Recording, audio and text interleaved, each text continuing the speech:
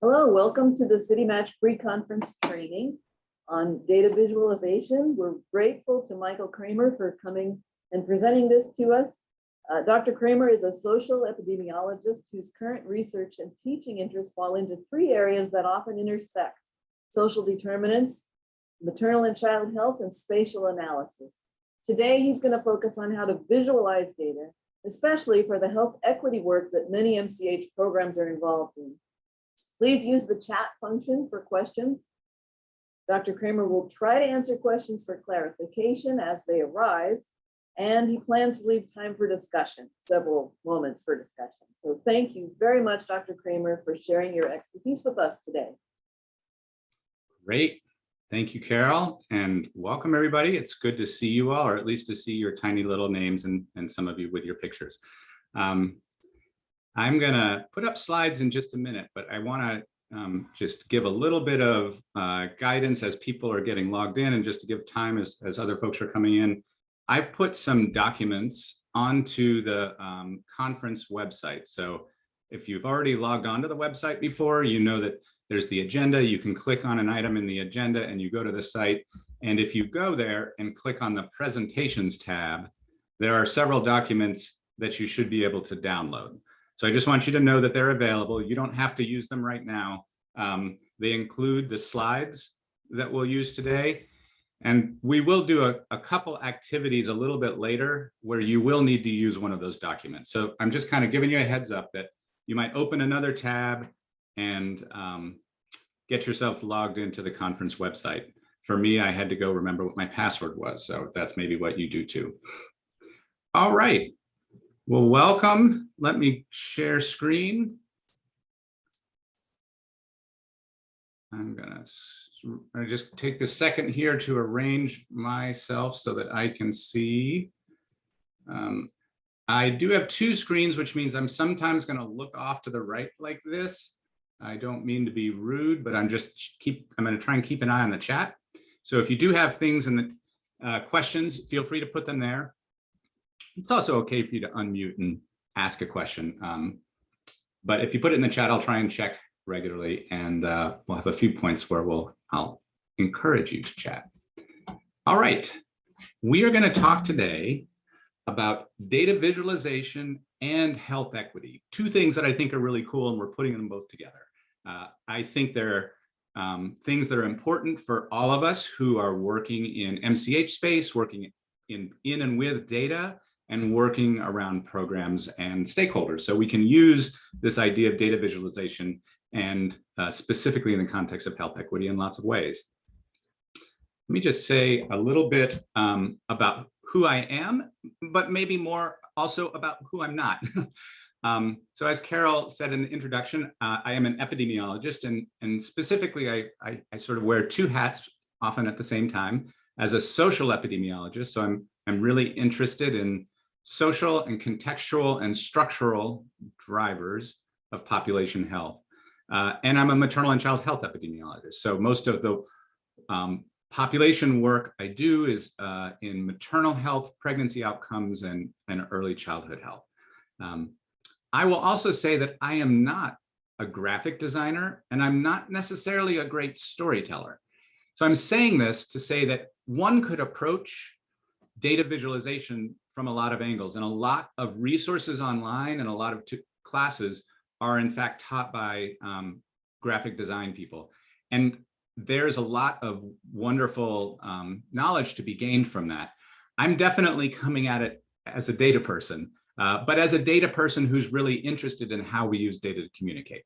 So I will do my best to share things that I've learned and gathered about good graphic design and storytelling, but also recognize that in any workshop, whoever's presenting is strong in some things and maybe not as strong in other things. And so we're all going to figure out what are the tools that we can put to work for us in MCH. So here's our basic objectives for the next 4 hours. I would like us to all develop a systematic approach to preparing effective data visualizations of public health data. How do we approach this process? We're going to spend some time comparing and contrasting a lot, maybe a a dizzyingly large number of options so that we can think about how do we match a chart option, a visualization option to the particular needs at hand. And then we want to introduce some communication and visualization concerns that are specific to thinking about health equity and social determinants of health. So we're going to have this broad discussion about data visualization generally, and then revisit many of those ideas with a health equity lens. And finally, I also want to provide with you resources for continued self-learning. A pre-conference workshop is always a great way to whet your appetite for something or to get an introduction to something, but inevitably you're going to need to go back to some other resources. I've actually prepared a number of resources for you. So if you were to log on to the website, the conference website, and download, one of them is called Visualization Resource List. And it's just a few links to some things that I think would be handy. I've also got some checklists and guidelines that can help with preparing data visualizations. So that's what I mean by providing resources. It's not only the slides and what we talk about, but also how do you begin to find what you might want on the web. All right, so our agenda is going to be roughly broken into 3 lectures and a little bit of interactive work. First, we're going to have a lecture on sort of an introduction and overview of both data visualization and health equity. So I kind of want to introduce this idea of a systematic approach. And then we're going to have another lecture that really unpacks a lot more detail specifically about data visualization of public health data.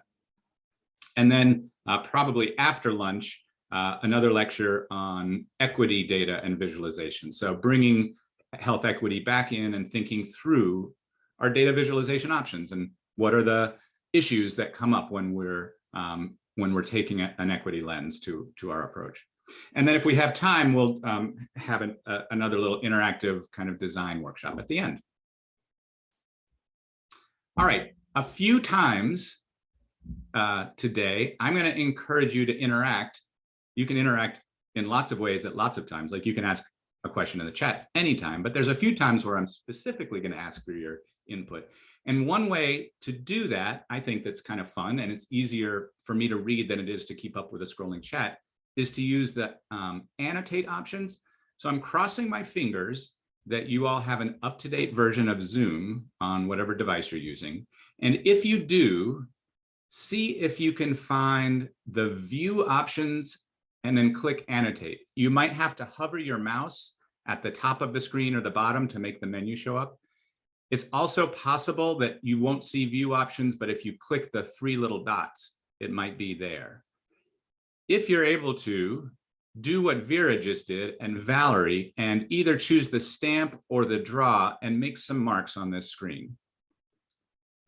I'm loving it. I'm actually going to change one thing about annotation, and that is I'm going to hide names of annotators. Not that you necessarily care who's scribbling, but it just keeps the little names. Oh, I love the hearts. Good, good. Okay, you got the idea. I see somebody saying, hi, Michael. I love that too. Okay, I'm going to delete your annotation. So pause your annotating for a minute. You're going to have a moment to do more. It's really fun, but pause just for a minute so I can clear this. All right, let me find this and clear. Okay, we're going to go to the next slide. Somebody, okay, hold on. Why can I not go forward? There we go. Okay, so one of the options in Annotate is text. You can click the little text and it just lets you type something right on the screen. So I'd just like to know, when or why do you currently use data visualization in your job or at your workplace? Like, what are the kinds of things you use data visualization for? So again, go to the Annotate, click the text, and then just choose a clean space on the screen, and you should be able to type.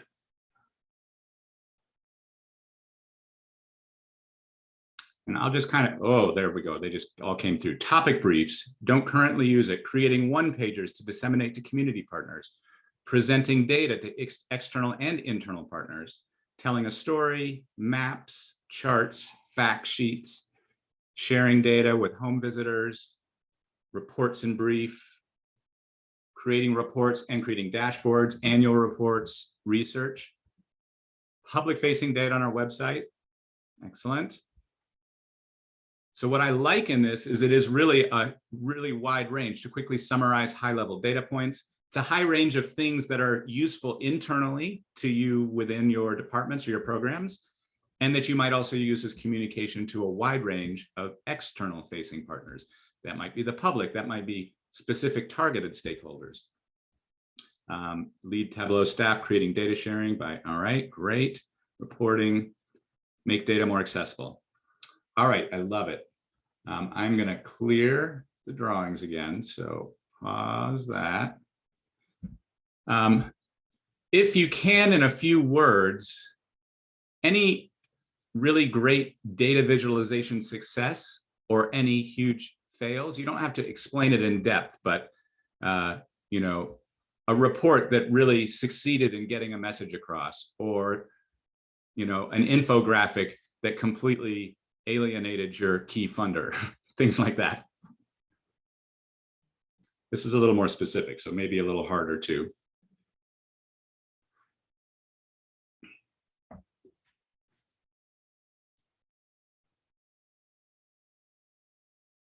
All right, maybe some people are typing. Last time it seemed like they all just showed up all of a sudden for me. They may also show up on all of our screens at slightly different times. Okay, a chart that demonstrated impact of staff retention on family retention. Not yet a success, but seems to be a lot of things to move forward and finally post everything. All right, good. It's harder to maybe identify or own a fail. Anybody have something that just didn't work the way it was supposed to work? Okay, a success, creating a graphic that advocated for expanded Medicaid postpartum using our data. Excellent. Creating heat maps of program outcomes by state. Data transparency to partners. Admin didn't understand because all did not add up to 100%. Challenging, yep. Looking at disaggregated data is kind of confusing, not sure what it means. That is true sometimes. Figuring out what it means is a big challenge.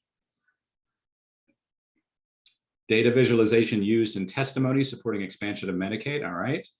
Partners found it easier to read infographics. Having an other category. I don't have a great solution to that, but we'll talk a little bit about that later today. Normally charts and how data is presented in general. Generating spotlights with health equity in mind, great.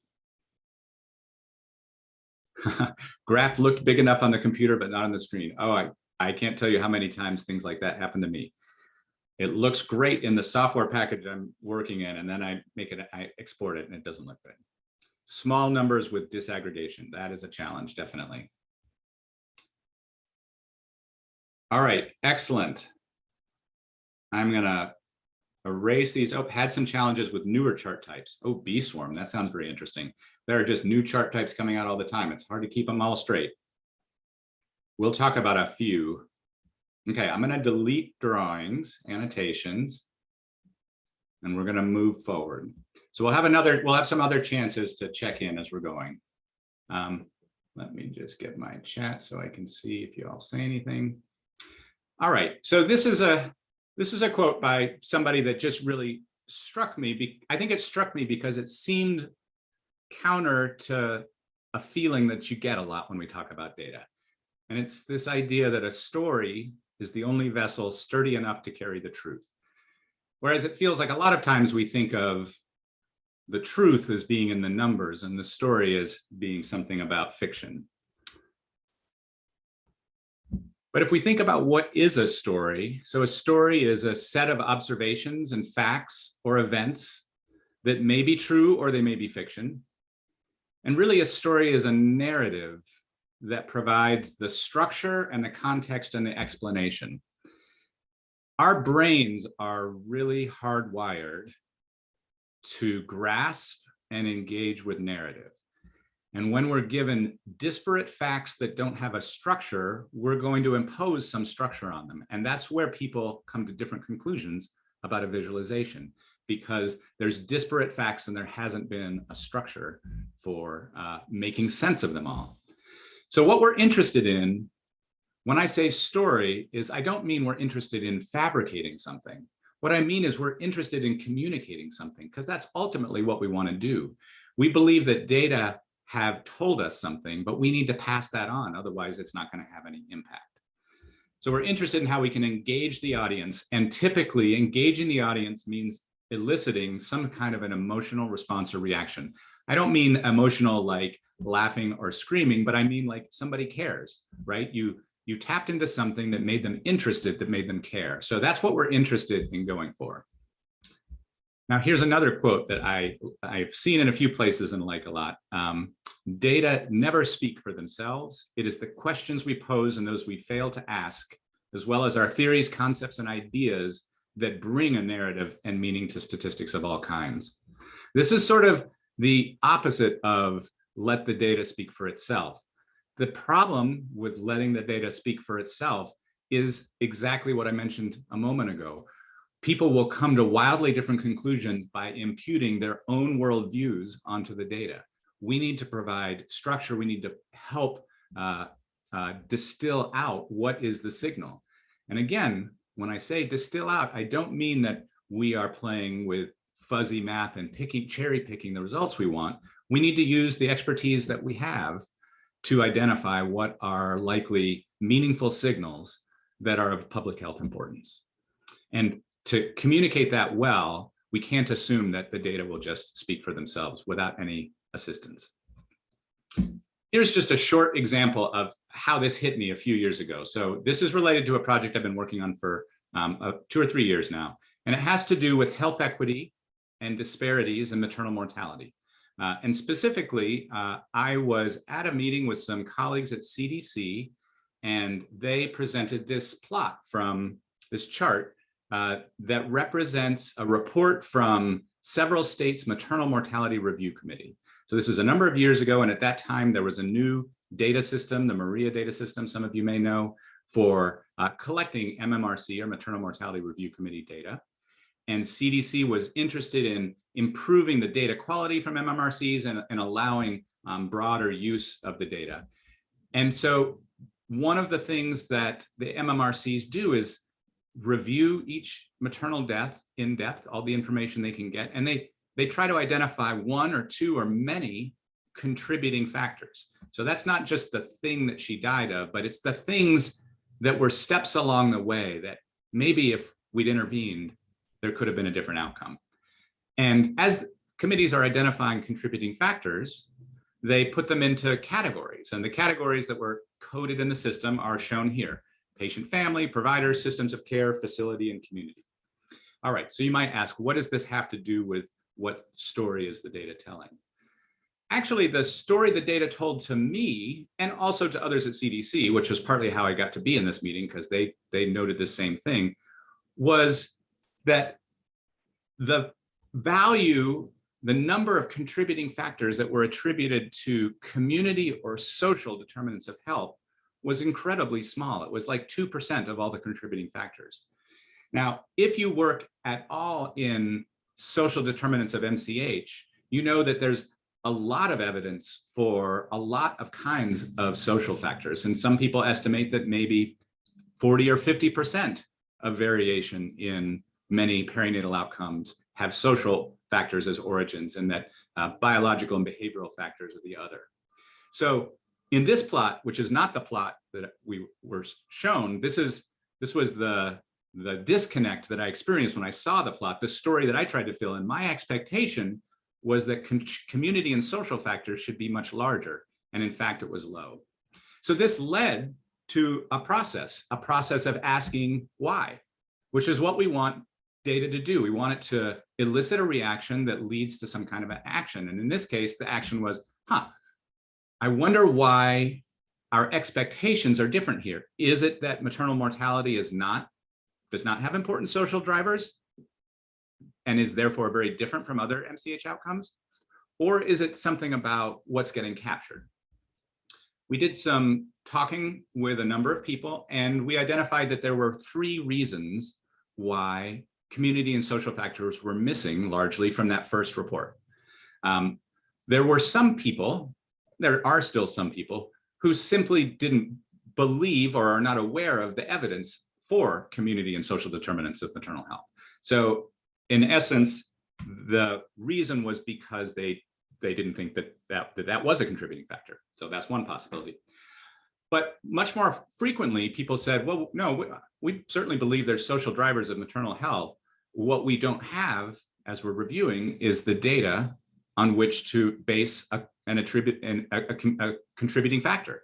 You know, we have to say that something was a contributing factor because we have some evidence, and most of the data at that time especially came from the clinical medical record, which is good for capturing biomedical information and not so good for capturing social and community information.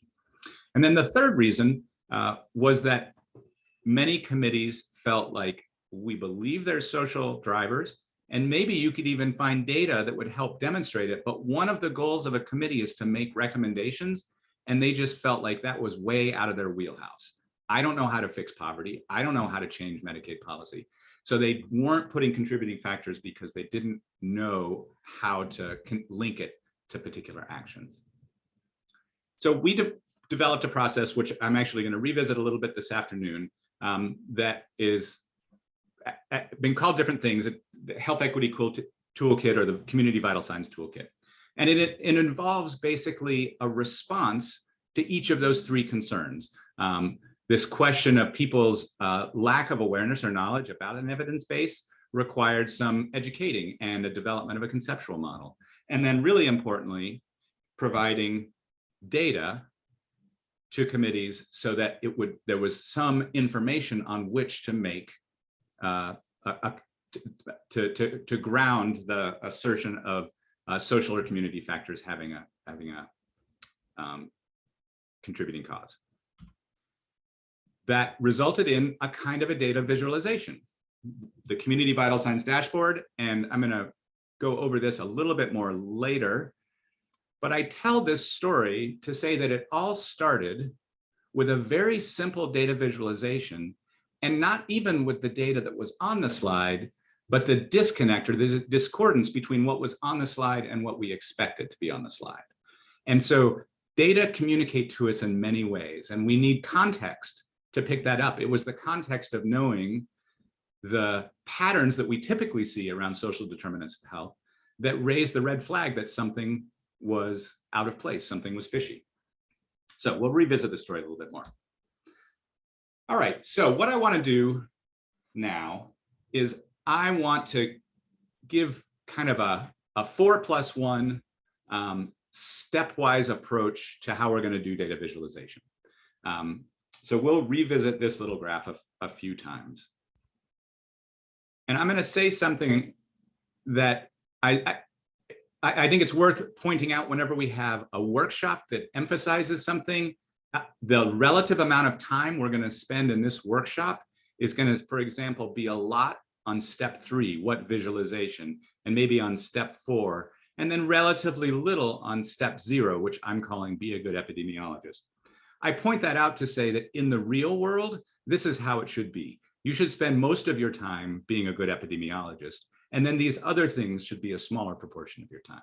So if we're doing data work in public health, we're not primarily graphic designers. We're primarily doing work with programs or with data. So make sure that we're doing our core jobs really well.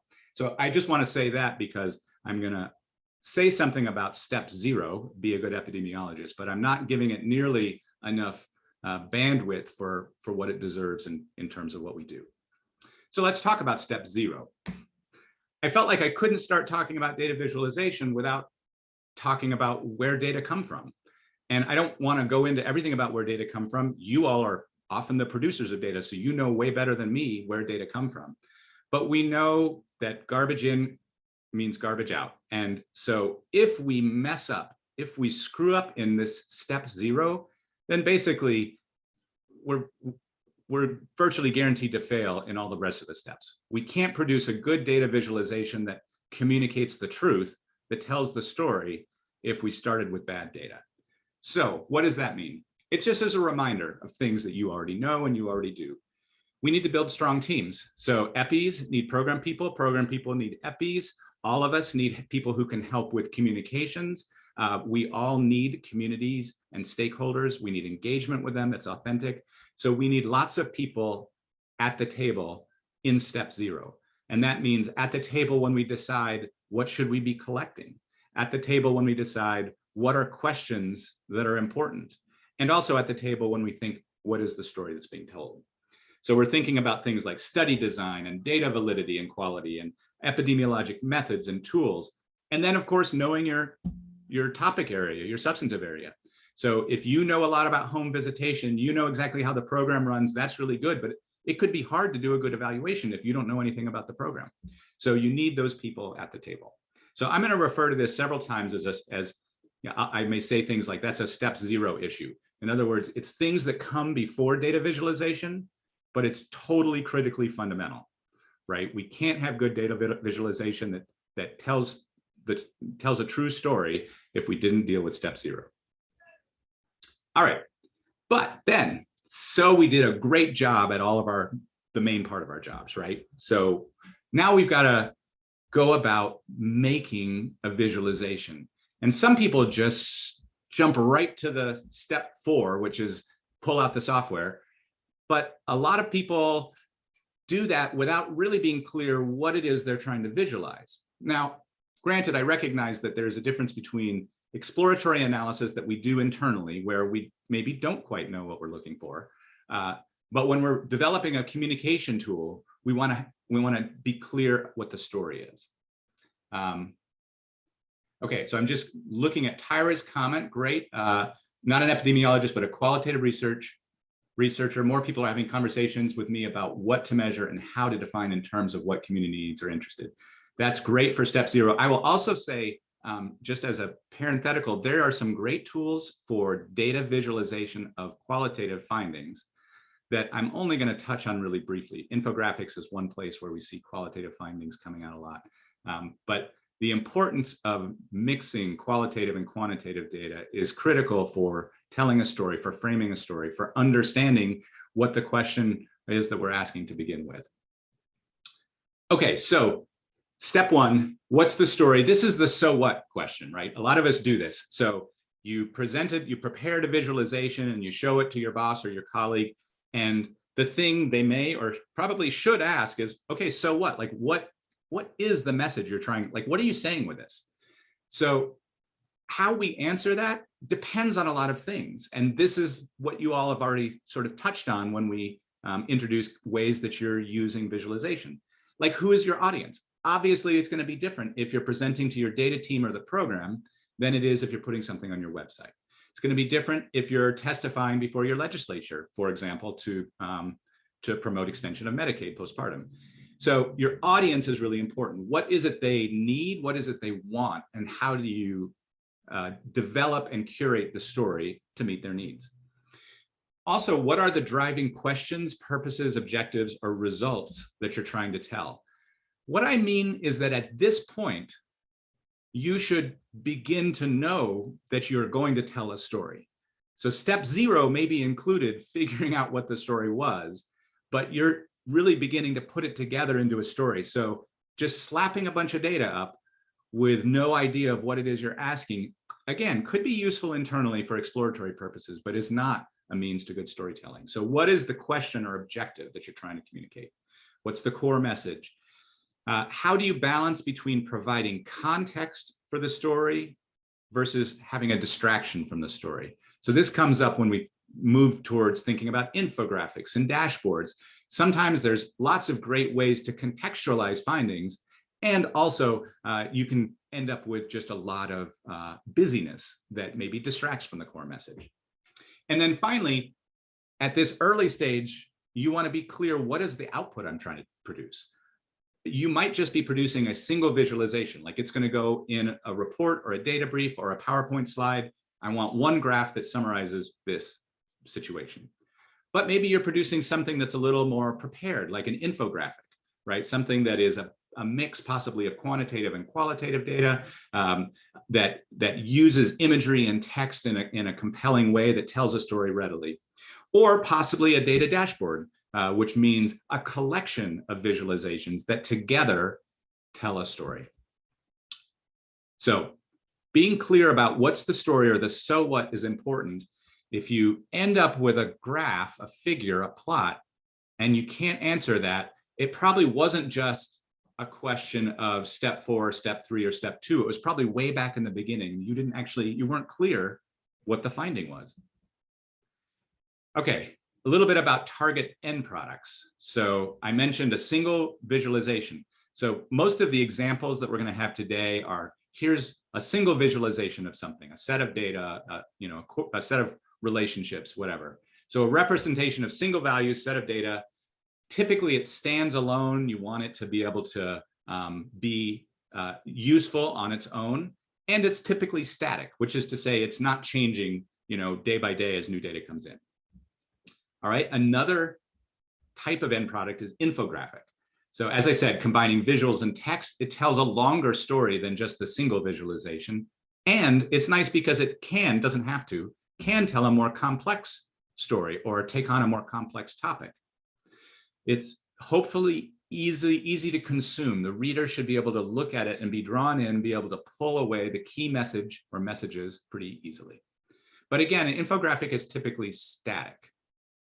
All right, and then a data dashboard. People use, including me, use this word in slightly different ways, but I think generally we can think of it, well, a data dashboard is almost always a collection of visualizations. So you've got maybe a number of metrics or a number of indicators. And many times a dashboard is on a website and it's actually interactive. So it's something that you can click on this and learn more in that way. And sometimes, not all the time, it is dynamically updated, which is to say, as new COVID case data comes in or as new vital statistics come in, they dynamically update your dashboard. Now, many of you in your little the survey that you did as you registered for this said you were interested in all of these things. We are, given the amount of time we have, we're going to talk about the visualizations themselves. I'm not actually going to talk much about how to design a great infographic, or certainly not how to put together a great dashboard, because that often requires a lot of collaboration with your IT folks and people who can help you pull in the data and make things dynamically linked in the way you want. So that's to say it is important, and if you're interested in going that way, I can certainly help you connect to resources. All right, so we had step 1, which was the story, and it meant who's the audience, what are we telling, and what are we going to produce? All right, before we can actually move forward to making a visualization, we need to be clear what data we have. This kind of thing happens all the time where maybe you code all of your data, you code group data as 0, 1 as binary because maybe you use some regression and it's easier for it to be coded numerically, or you code race, ethnicity, or age category data in 0, 1, 2, 3, 4 categories. So there are numbers in your data set, but they don't actually mean the same thing as continuous numbers. So what this means is we can't make a good visualization if we're not clear what it is we're visualizing, right? And that means not only knowing what the data are, but knowing kind of which direction one variable can go or another. So we can have things like continuous values. You could have percentile or rank order. You could have things that are a fraction of a whole where they sum to 100%. But very commonly, we also have categorical variables. And those categorical variables can be ordered. So think like age categories or education categories. But they can also be unordered. Think like gender or race and ethnicity. And not only the fact that they're categorical, but also whether they're ordered or unordered is really important for how you visualize them. And then, as I said, definitely qualitative and text data. And then we've got this special issue that comes up depending on the kind of report you're preparing, where you might be visualizing epidemiologic parameters. They might be risks or rates, which behave kind of like continuous numbers, but they might be things like odds ratios or risk differences. And those have some special concerns because they're not starting at 0 and moving up, but they are symmetric around a null value. So we'll talk about these more a little later. All of these steps we're going to review again. I'm just kind of giving a high level overview here. All right, so you figured out your data. Maybe it seemed really straightforward. It's all continuous and I've got one categorical, but still just being clear about that's good. Now, step 3 is where we're going to spend a fair bit of time. What are you going to visualize? How are you going to do it? How do you want to plot the data? As somebody said when we were posting challenges with keeping up with new plot types. As there's more and more data science software and new things that people are developing, there are more and more plot types. We want to figure out what works, right? We want plots that communicate the information. There's always an allure with something new and interesting to pull out like the fanciest new visualization you can, but you want to be careful that you know what it works for. And we'll talk a little bit about how we can do that, how we can know what a visualization is achieving. So things that we might consider, we might want to communicate just a single number or a quantity. Or maybe we want to show how two numbers are alike, or maybe how they're not alike, like before and after your program evaluation, your intervention. Maybe we want to compare our data to a benchmark. You want to know how your data are doing compared to the state average or the US average, or maybe you want to know how they're doing in relation to Healthy People 2030 goals. Maybe you have Likert scale data, right? So 5-level data that has neutral in the middle and has strongly disagree, agree, strongly agree. How do you summarize that? Values that are parts of a whole, again, where they sum to 100%, or maybe we want to show how things change over time. We're going to see some examples of all of these a little later today. And the take-home message is that not all plots work for all scenarios. There's usually 2 or 3 or 4 plots that will satisfy the needs of any one of these things, but you shouldn't assume that a bar chart is going to carry you all the way home, right? A bar chart only works well for some things, and we need other charts as well. Just to give an example, and I'm not going to talk about these very much now, but I kind of want you to begin to see even just scratching the surface of the number of simple plots we can have. So I'm going to show over the next 3 or 4 slides sort of a catalog of types of plots. And on the left, I'm talking about what they're good for. So visualizing amounts. So you have numbers, you want to visualize the amounts. We can think of bar and dot plots. And if we wanted to visualize amounts that are maybe stratified or grouped into subsets, so maybe like age categories or race, ethnicity, or some rural, urban, or something like that, then we've also got things like grouped bars and stacked bars and charts, and maybe even a heat map. Now, I'm not saying anything about whether these are, when they're good, when they're bad. I'm just sort of summarizing that different kinds of plots can relate to different kinds of numbers. Now, typically for public-facing stuff, we don't do this much, but internally, you might be interested in visualizing distributions. So we've got things like histograms, density plots, cumulative densities, and sometimes we've got many distributions we'd like to visualize at once. You'd like to know the distribution of BMI for people who are in each of your health districts. So a box plot or a violin plot or strip charts might be good. And you could do overlapping densities, stacked histograms, ridgeline plots. Now, if you wanted to visualize proportions of a whole, a pie chart is a common approach. I'm going to try to dissuade you from using pie charts at least too much, but there's a place for pie charts. But you can also use bar charts and stacked bars to visualize proportions of a whole. Sometimes we're interested in the relationship between 2 variables. So XY relationships. That's where scatter plots or bubble charts or slope graphs can be really useful. And if you were interested in doing a scatter plot, but you have a whole lot of values, so maybe I was doing a scatter plot of preterm birth rate by poverty rate for all 3,100 counties, it would just be a big cloud of dots if I did it as a scatter plot. But density contours or 2D or hex bins are ways to give the scatter plot idea when there's a whole lot of observations. And then finally, if the x-axis, so the bottom axis, is time or it is some kind of naturally ordered increasing or decreasing entity, then under some circumstances, you can think about a line graph where you connect the dots. Finally, some of you, I do a lot of spatial epidemiology, and I may have talked to you at some point in time about mapping, but visualizing spatial data is another way that we can visualize data.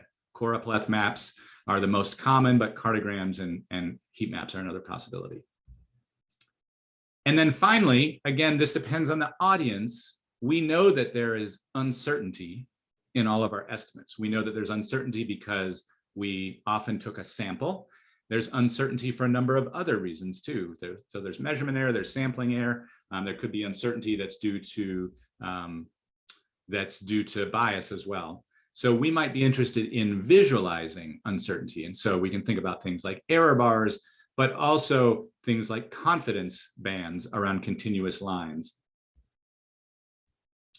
All right, so I want to just pause here and point out that, again, as I said earlier, one of the resources that is on the conference website is a document that's called Visualization Resource List.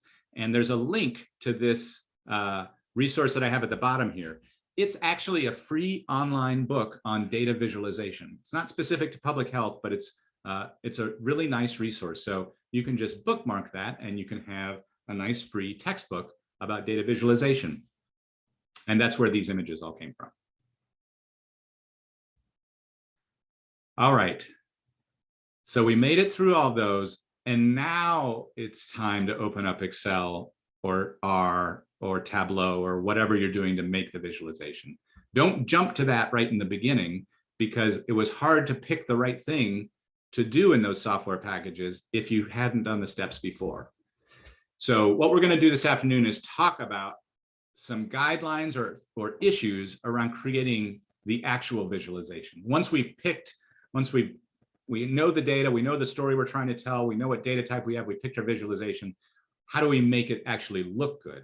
So we're going to talk a little bit about titles, subtitles, axis labels, grid lines, annotation, color and symbolization, and visual hierarchy.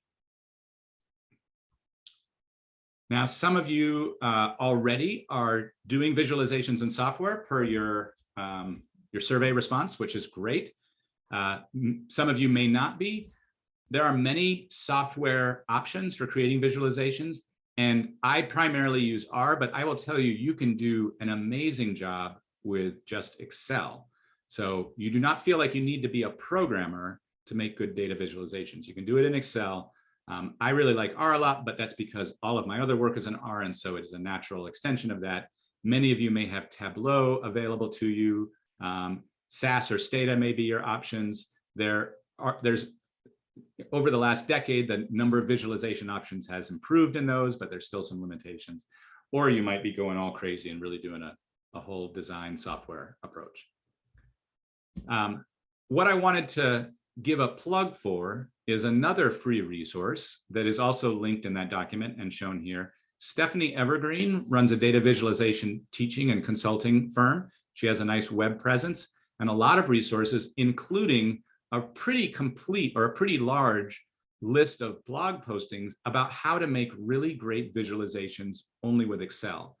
So all of these visualizations are made in Excel, and I have this kind of like, I turn up my nose when I see sort of the classic Excel look of a graph, and these don't have that classic Excel look, right? So they really kind of stand out, and they achieve their messaging information and without doing any programming in another software package. So just being aware that, that those are there. All right. Your slides and other materials are already posted. Okay, great. All right. This last section, I want to bring health equity in more explicitly. And then we're going to have a little, let's see, then what are we going to do? I think then we're going to have a little break, and then we're going to do a little activity.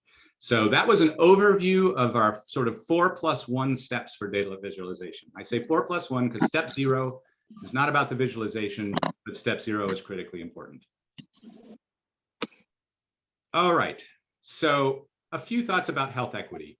I suspect that lots of you are already relatively well versed in this, that you're engaging with health equity and disparities, monitoring and social determinants of health in a number of ways. But I just want to make sure we're all on the same page. So I'm going to use some of Braveman's language to distinguish words that we use to describe different parts of a plot we might see here. So we can start off saying a health difference is when there's a gap or an inequality in health outcomes between groups. So for example, breast cancer is more prevalent than among women than it is among men. So there's a health difference there. In this case, I've got a plot of pregnancy-related mortality ratios from PMSS, and I'm showing the rate ratio and the rate difference for African American or Black women and American Indian or Alaska Native women, each as compared to white women. And so we might call this a health disparity. What makes this different from a health difference is we have absolutely no reason to believe that this is just about fundamental biology. So in breast cancer, men can get breast cancer, and not all women are going to get breast cancer, but there is an underlying biological reason why there's a sex difference in breast cancer. There's no reason at all biologically that there should be a difference in maternal death. And so when we see that, we would call that difference avoidable. And it's avoidable differences in health, particularly that adversely affect economically or socially disadvantaged or marginalized populations. That's what we would call a disparity. Now, health equity is a value that I think is held at the highest levels and all down through the sort of organization of public health. I think that across a wide range of sort of political and religious views, I think we would all believe in the idea of justice or fairness in health. How people operationalize that idea is different, of course. So health equity is a goal or a value, and it is something that motivates the elimination of disparities. So I'm making this point to say that when we're talking about health equity, we're talking about that we value justice and fairness. When we talk about health disparities, we're talking about a metric. Disparities are the metric for monitoring progress towards equity. Now, some of you may have seen a figure like this before. There's an interesting debate or conversation about how we conceptualize this idea of equity. So in this image here, on the left, we've got this idea of equality, and on the right, equity. Equality is where each of the three individuals who is trying to see the baseball game is given the same amount of resource. They're given a stool to stand on. But we can see that it doesn't provide the same amount of benefit for each of them. So equity on the right suggests that the resource should be different according to the individual. So that's an image that's been used a lot. Now there's lots of other images that have sort of countered this. This is one where people said there's equality, equity, and then there's reality, which is that the people who needed it the least had the most, and the people who needed it the most had the least. But then there's this other framing. There's this other framing that says, maybe the problem is the structure. It's not something about the individual. So maybe justice is the goal, and the structure that's preventing anybody from participating in the activity is the problem, rather than the individual being the problem. So it's a reframing of where the problem is. And it's a sort of subtle reframing. And I think it's the kind of thing that it's easy for us to report disparity measures and sort of take an approach where we assume that what we're doing is providing this individual what they need, rather than addressing the fact that there's some inequity in their access overall.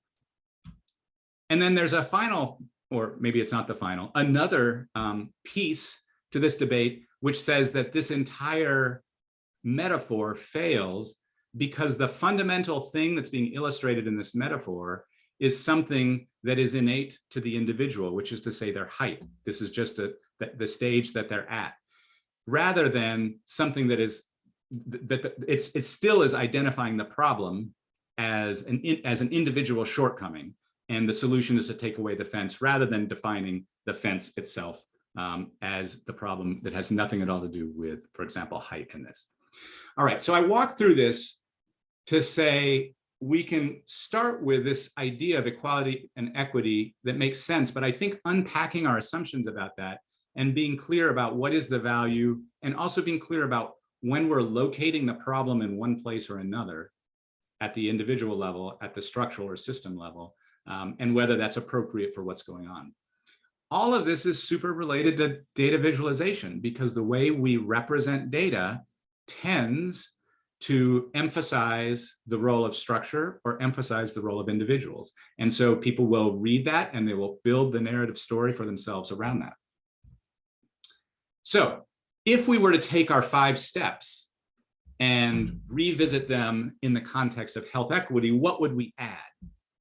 Well, for step 0, which is, again, really important, all of us can always do more work around checking our assumptions, being aware of our status and our worldview and how that shapes the things that we're doing, including the data we measure, the questions we ask, the questions we don't ask, the people we share data with. So think about who is in and out of the data. Think about whether measured categories are effectively measuring or matching lived experience.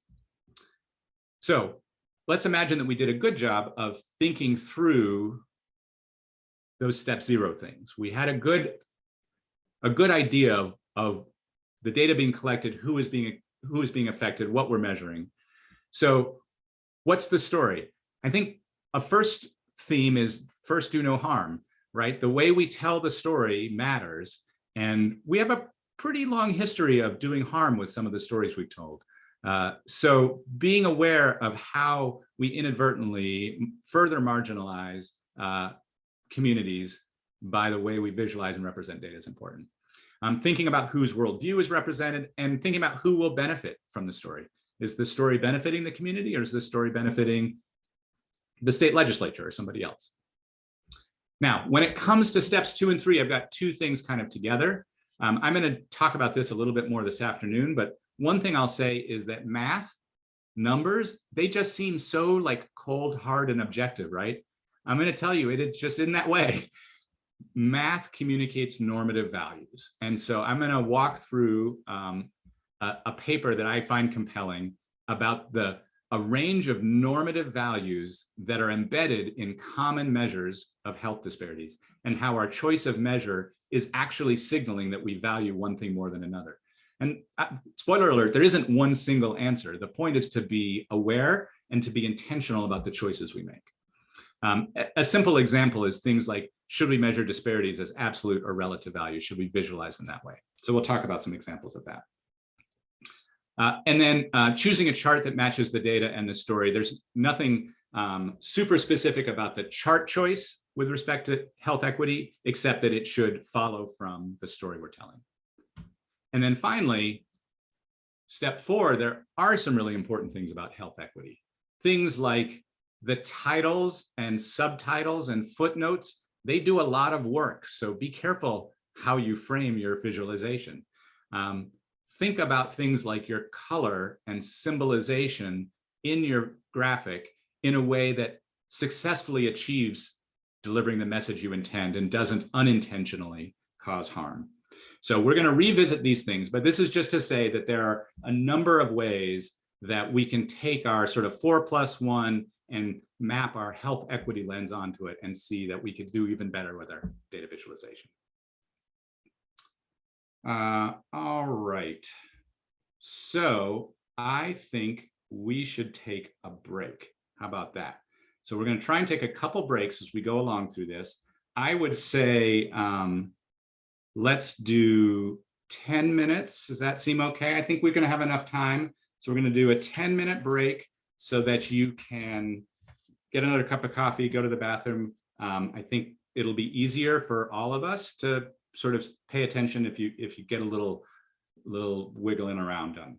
So it is 55 minutes after the hour, or 5 minutes before the hour where I am. So at 5 minutes after the hour, we'll come back. So I'm in Eastern time zone, so that's going to be at 12:55. At 12:05. Sorry. Okay, so see you at 12:05.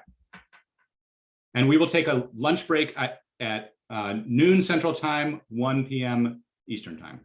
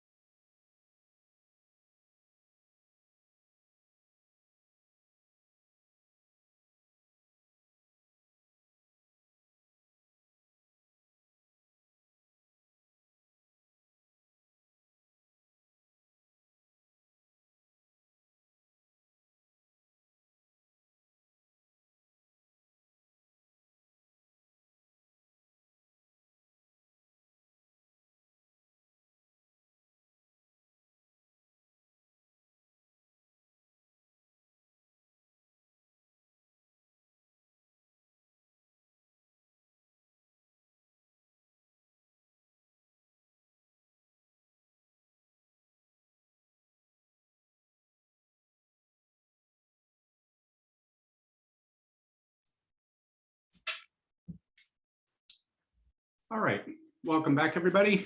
If you're back, can you just give me a thumbs up or something? So I can know if we're all here or not, or roughly all here. All right. Oh, I love it.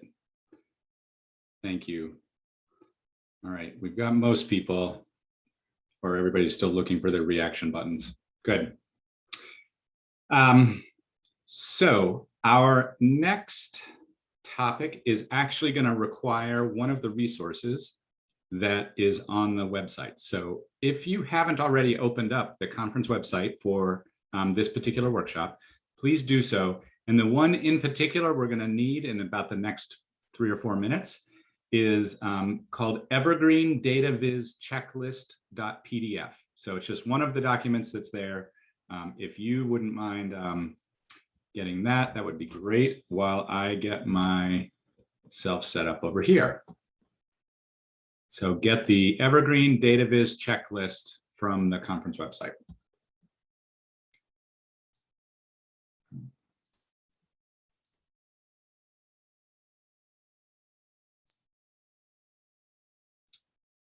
Right.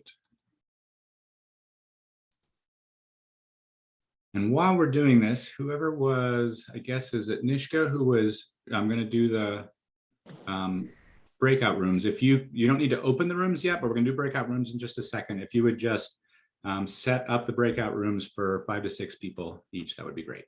Sure, I can do that. Thank you. Yep. All right. Is anybody having any trouble getting to the, actually, before I share this, I'm not going to share this quite yet. I want to stop for a second. Anybody having any trouble getting to the files? If you are, just let me know. And I also just want to check in before we move on to the next activity topic to see whether there were any questions from that first overview. Obviously, a number of things I said we're going to talk about that more in a little bit, but I would welcome any questions before we get too far down the road if something is confusing. Okay, so some folks are getting there. Yep, I think it's all going to work. It's just a matter of getting logged in. If you do have questions, just put them in the chat or feel free to unmute yourself. The document name is the Evergreen Data Viz Checklist.pdf. It's the only one that all the rest are more sort of sentence case documents. It's the only one that doesn't have any spaces in the document name. Let me look at it. On my list, it is the 4th one down in the order it is. So there's the 1, 2, 3, and then the one right underneath that.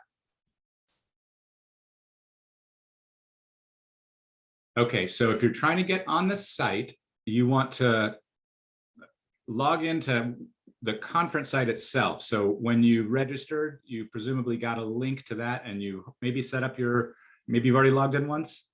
So you'll log on to the site using whatever your credential is. And then once you are logged in, I think just clicking on the agenda button.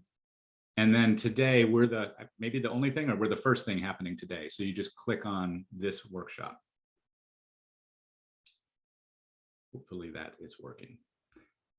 And it's under the presentation tab if you scroll over within that. Thank you for reminding me that. That's good. Yes. So once you get to the workshop page, it'll probably land on the moderator speakers thing, but click to the right of that where it says presentations. Yes. Thank you for saying that. And then you should see a list of files. Okay. I can try to share the file here. Let me see. I know that does sometimes work. Let's see if it will. I do not actually have, no, file sharing may not be turned on. So I don't think I can actually share the file. Okay, so here's, it's another thing I'm gonna do. I'm just gonna, I got it from the web, so I'm gonna tell you where I got it. Dr. Kramer, I can try and add the file to the chat so that people can have access. Yeah, I thought I was trying to do that, but I didn't see that option, but okay. Let me. Yeah, see if you can do that, and I actually may come up with another solution in a moment too. Data Okay. visualization.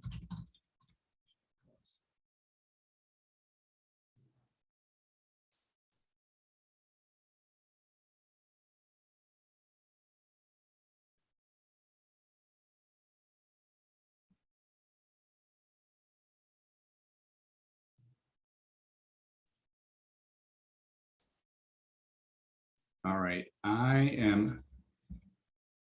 Okay, good. Somebody is putting links to the meeting in there, and I am going to, I just put a link directly to the PDF that is the data viz checklist. So you can just, hopefully you should just be able to click on that and it will download to your computer. All right, this is just the inevitable little quirks that happen when we do a virtual webinar, huh? All right, good. Stephanie's got it. Great. All right, now I'm going to share while that gets all worked out. Now I've lost my Zoom. Okay.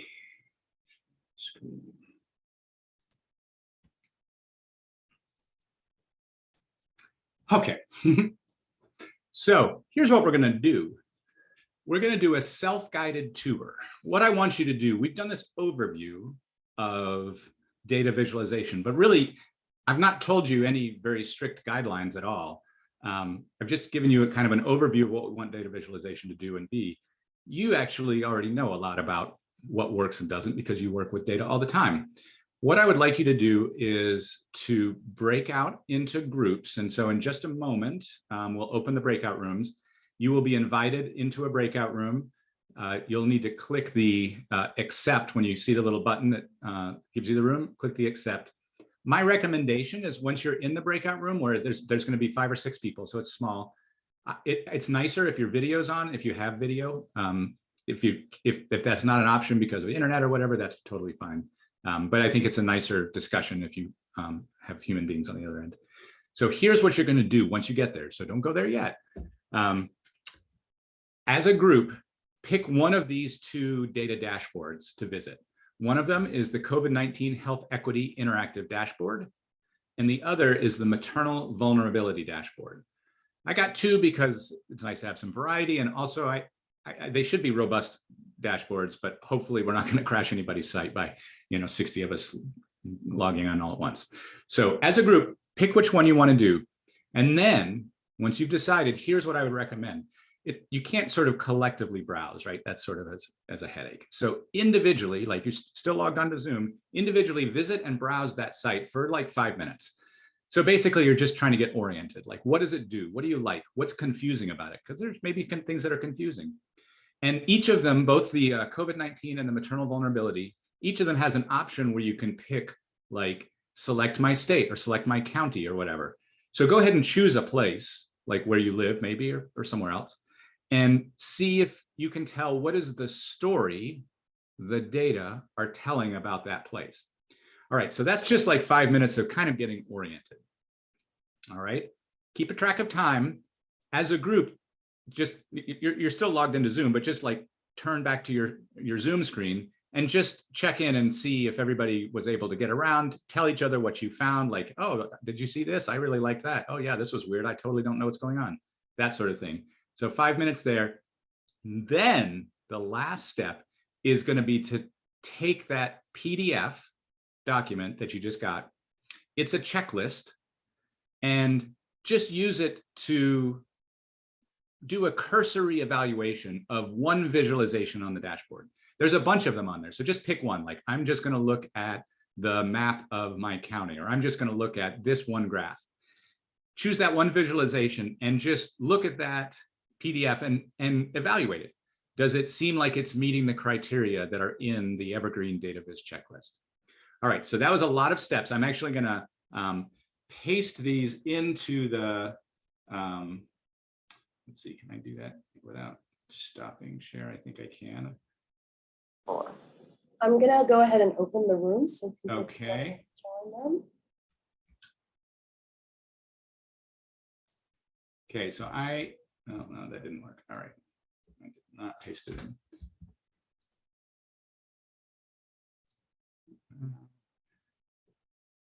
Okay, I am gonna stop sharing and then I'm gonna be able to paste these questions in.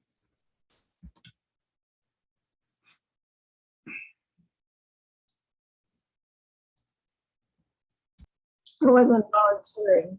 but I will do it. Yeah, we looked at the maternal vulnerability index, and we didn't have time to finish the entire exercise. Of course, we talked a lot about the visualization at the top, which showed showed the ranking of countries and how the U.S. is at the bottom. And we thought that was a really nice, impactful way to start to the web page, because it sets up the problem.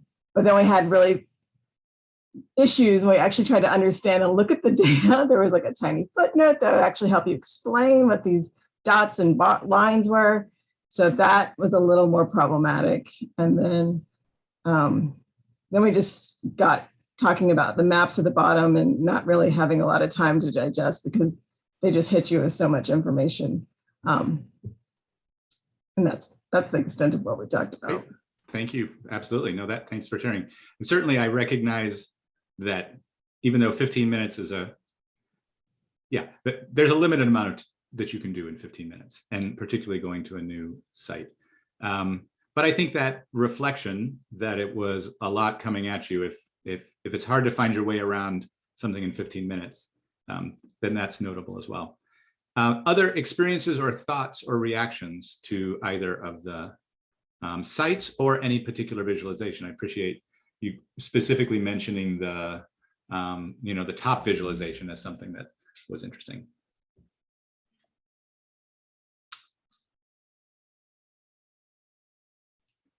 B? Yeah. We had with that top one also, it was, you just open the website and it's different fonts, different visuals, arrows in every direction. Like, it was a lot, and you kind of just scroll through it. You don't even want to read through the title, which at least that was my experience. It was just like, I don't want to look at that because it's going to take me too long to even try to make sense of it. And then that's starting you off, at least it started me off on the wrong foot, because then I really didn't have an indication of what was going to come afterwards. Mm-hmm. Then something else was that overall the colors were pretty good.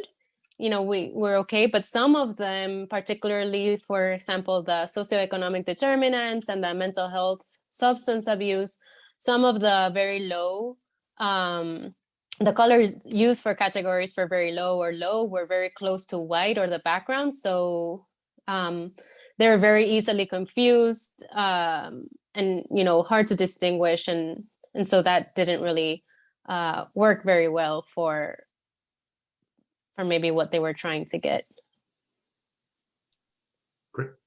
Great. Those are great observations. Thank you for sharing. Tyra? Tyra? One thing that I noted in our group was that what was impressive about both platforms was also what made it overwhelming. And so kind of thinking about how does the user access the page, from where are they directed from, to better understand maybe how they set it up the way they did. So for the MBI one, a few of us weren't familiar with that index at all. And so it's like, oh, there's this index, but I want to know more about this index. And then, we started scrolling down and I was like, oh, wait, there's a read the report. If you get a little bit like motion sick from like scrolling through and seeing all the things, like there's this static report, which I think, might be very nice, but I think some people would easily scroll past that link. So just thinking about how do people access the page? How familiar are they already with the index? And what I liked about both is how you can kind of zoom in, not just from like the national level, your state, but then we have parishes in Louisiana. So zooming in to really see how you compare to your neighbors as a state, as a region within your own state. So, definitely feeling like excited, but also intimidated by how to navigate. And then the variety of, we have heat maps, we have bar charts, we have, everything that you had in the introduction is like we're on some of these platforms. So impressive, but a lot. Yeah, I hear you. Rebecca, and then I'll read a few things from the chat. Yeah, I think one of the things that I'm just now reflecting on is what the intended audience of, we did the maternal vulnerability index. And if this was meant as something for an epidemiologist to come into to find their data and source it to then pull, then it is pretty convoluted to get there because you have to go find the indicator and search through. But if this is meant, which I think it was published with a New York Times article around maternal mortality, as a way for people to understand the context of maternal health in the US, then I think I would view it a little bit differently, because then maybe just looking overall at reproductive health care without understanding every single indicator within it is enough. And I don't think I had thought about that at first when I was looking at it. I was just thinking like, you know, is the axis lined up appropriately? But I hadn't gone back all the way to the beginning for that audience step. Excellent. So I'm definitely hearing issues around sort of the complexity and both the pros and the cons of that, the different audiences, so who might come there and what they might be looking for, specific things about color and how color works or doesn't work, about the symbolization, and maybe just about the busyness of it all. I also see in the chat access labels for the dates. Oh, this isn't from the COVID one. For the dates and the average daily COVID-19 cases could be a little more legible. So legible axes is certainly an important thing. And then Liz commented that the MVI visualizations, there was text summarizing what you should get out of the visual. It wasn't left to you to interpret. And so it's interesting because I think that's both the pro and the con of all the volume of what's on that page, right? Is they provide context, and it also contributed to the feeling of overwhelmedness. It'll be helpful to have a brief description of each of the 7 indicators when someone hovers or clicks. Yeah, so that would be other ways that one could get information. So this is fabulous. Obviously, neither of those dashboards is the place to start when you're starting with data visualization, right? You start with smaller things. Those each took large teams of people, including you know, scientists, epidemiologists, and communications people, and graphic designers, and programmers, and so those were big projects, and they, you know, they're a challenging way to go. But I think that they're interesting in that they offered us a lot of examples of data visualization, for better or for worse. So that's great. And then Amanda says, I did like how the MVI had context, like how the US is compared to other high-income countries. So context is important, absolutely. Wonderful. Well, thank you all so much. Let's move on to the next thing. Let me get myself reoriented here. That is open, so I just need to share, okay?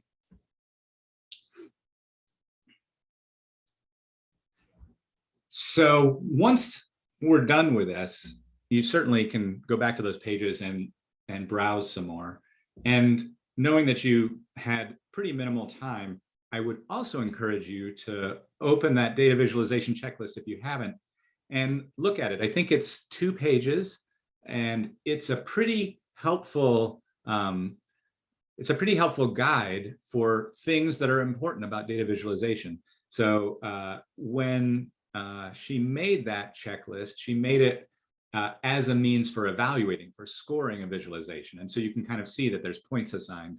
So you could use it that way, or you could just use it as a guide.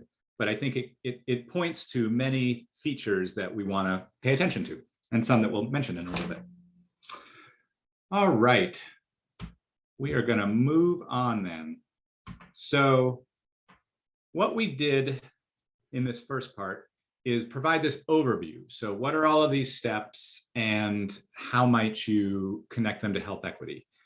So this slide deck here is quite long, and we're probably going to stop for lunch partway into it because it didn't really fit before or after lunch. So what I'm going to do in this is unpack steps 1, 2, 3, 4. Again, step 0 being critically important, but I'm not going to say a lot more about it now. Steps 1, 2, 3, 4, we're going to unpack those with a little bit more detail and give us some more ideas of what specifically might you be looking for when you're developing your visualization.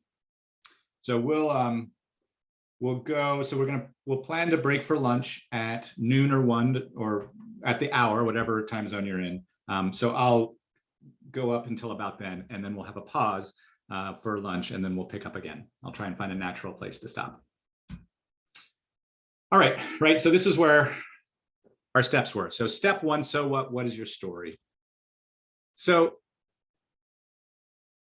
with a data dashboard, it's often hard to knit together what is the singular story because there's so many things happening. It's a long narrative. And so you can see from both of those dashboards that to more or less success, they tried to tell a story with the data, starting somewhere in the beginning and allowing both a combination of user interaction and hopefully some guided interpretation to let you kind of create your own adventure with side rails, right? With some context.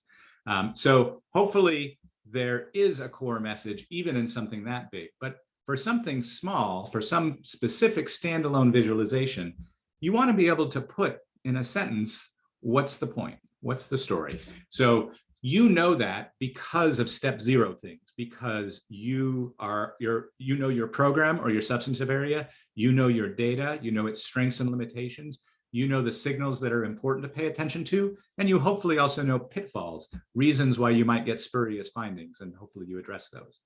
So given that you know all those things, what is it you're trying to say? Are you trying to say something like who's experiencing help? Are you trying to talk about the differences between time periods over time, the differences between groups? Are you trying to tell whether a program is having an impact, and if so, on whom? So what's the core message?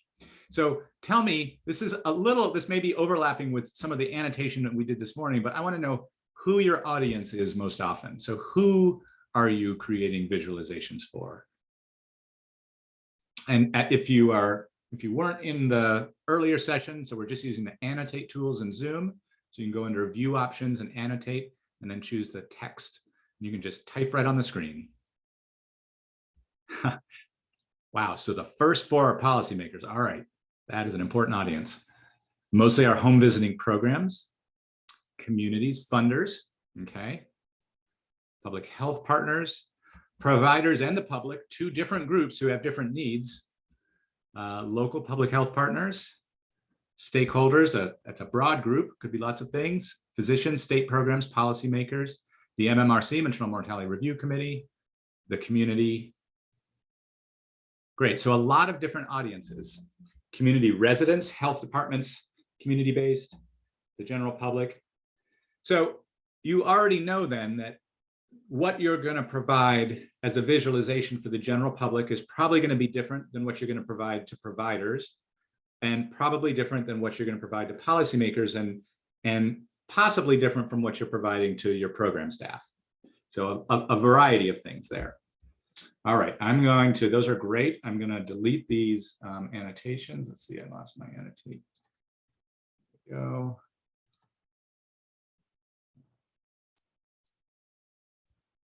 All right, so your audience, the first audience for almost any visualization is ourself. So early on in the process, we are examining and exploring data, and we're creating visualizations just as a way to wrap our heads around what's going on. So we have a whole different set of needs when we're the audience. We need to still make good visualizations because that's what helps us identify the patterns, figure out what's going on. But also, if we're doing it kind of iteratively for ourselves, we're in more exploratory mode. We know some of the caveats and the strengths and limitations of the data. Now, internal colleagues, if you're developing a visualization for your program staff or for other folks on your team, then you probably have some shared knowledge. And so there may be some kinds of things that you can agree on that don't need as much explanation, but you still need to have a plot or a visualization that is clearly labeled so that people can look at it and know, what am I seeing? External colleagues. So if you were to present at a national meeting or a professional dissemination in some way, that's where we put a lot of effort into really making sure that we've got our annotations right and our footnotes, and that things are aligned in the right way, because it's going to be something perhaps that remains in the public domain for some time.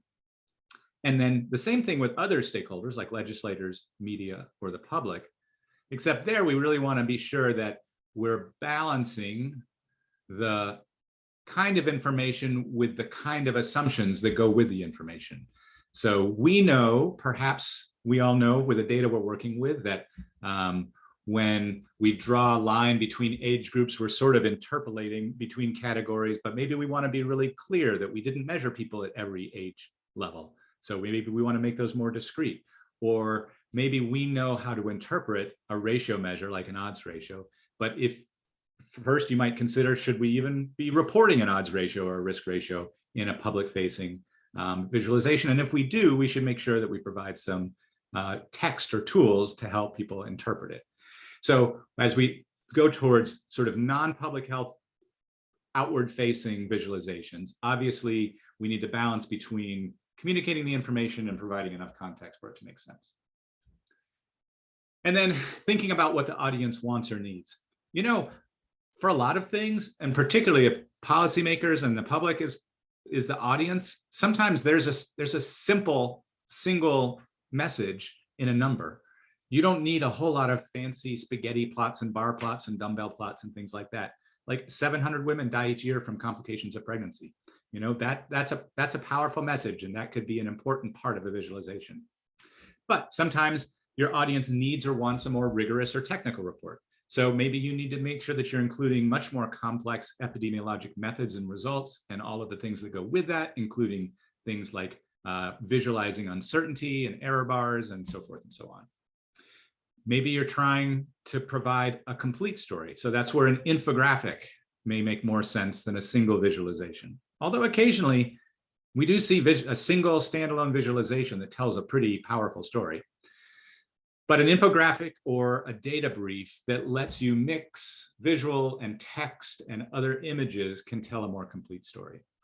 Or maybe the visualization is to make a decision. It's not about a whole long narrative. It's trying to decide, do we prioritize this or that? And so maybe you need a visualization that helps you understand the importance of this or that, or the consequences of this or that. All right, so I think this is maybe the last for a little bit, sort of annotate. What are the visual products you do produce? So by that, I mean, how many people are doing data dashboards online, are doing infographics, or mostly doing things like data briefs or other reports, or other products I'm not thinking of. Maybe people are putting stuff out on social media too, putting an image out on Twitter, on Instagram.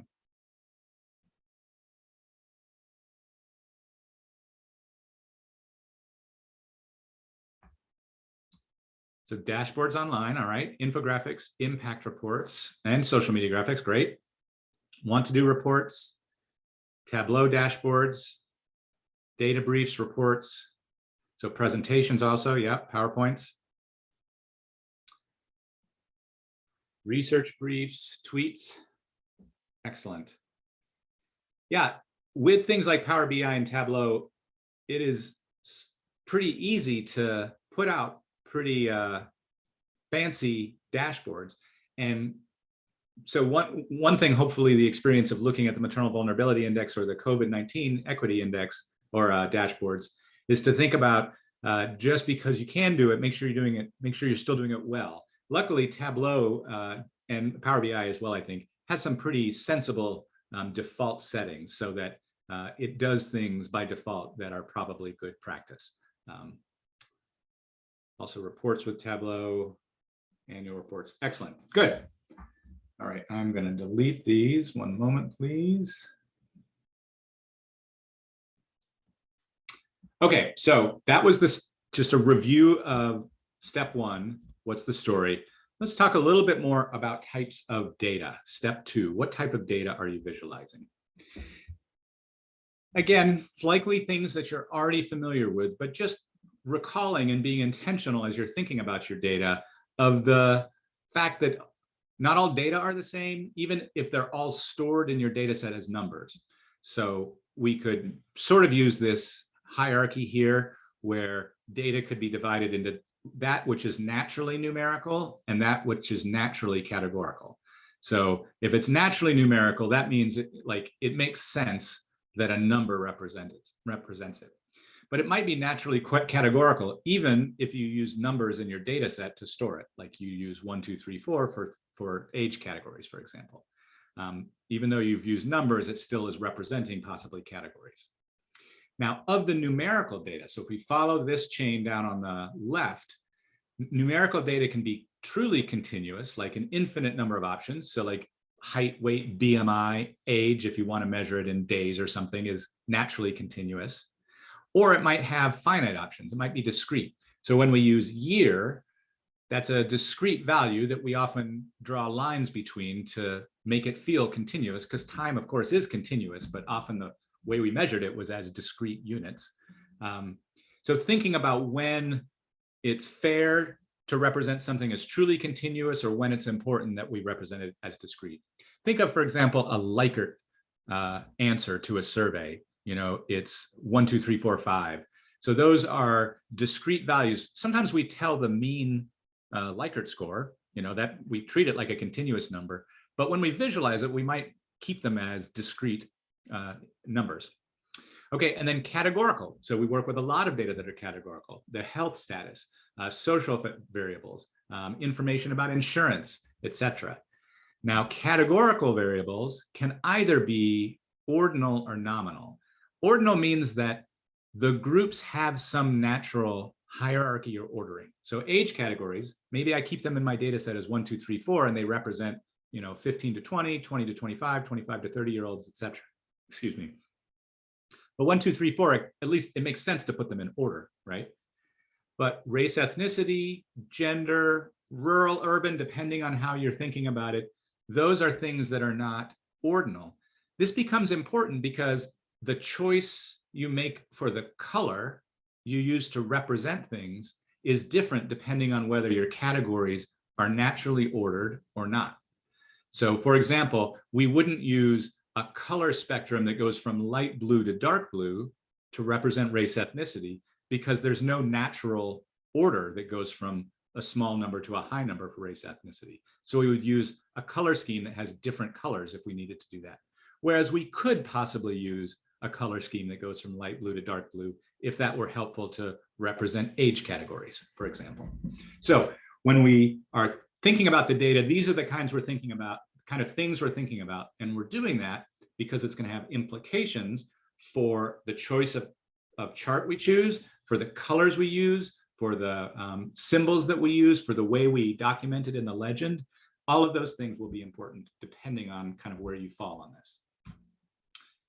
Now, I want to say something about one other kind of number that we may represent and a particular challenge.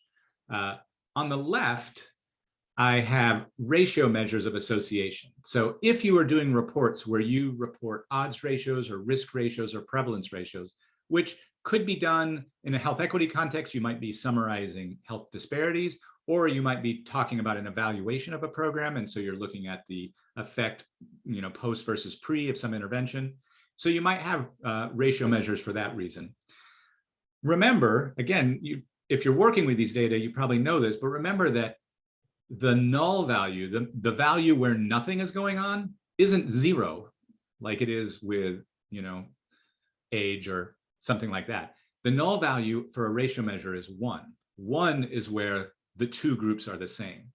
And the range around the null value is asymmetric. What do I mean by that?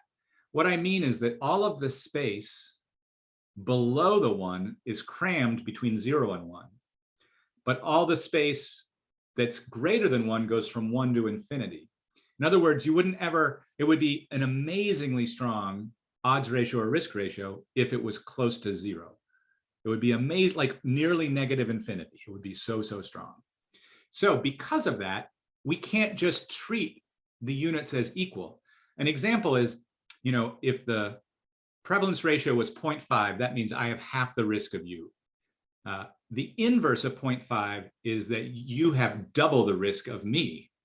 So the inverse of 0.5 is a risk ratio or prevalence ratio of 2. But if you weren't paying attention, you might actually make your scale make it seem like an equal distance away from the null would be 1.5 instead of 2. So it's asymmetric.